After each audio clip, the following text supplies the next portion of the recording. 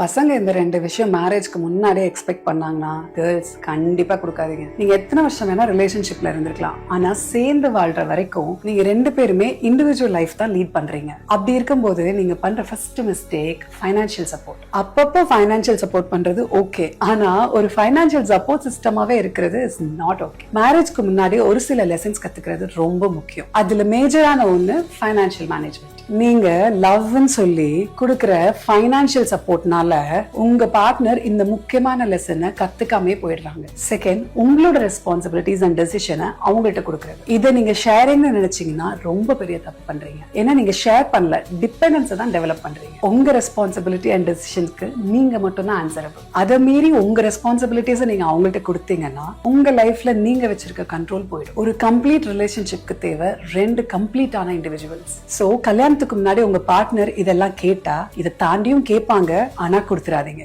இந்த மாதிரி வேற என்னெல்லாம் கொடுக்கலாம் கொடுக்க கூடாதுன்னு தெரிஞ்சுக்க லவ்னு கமெண்ட் பண்ணுங்க. அடுத்த வீடியோல சொல்றேன்.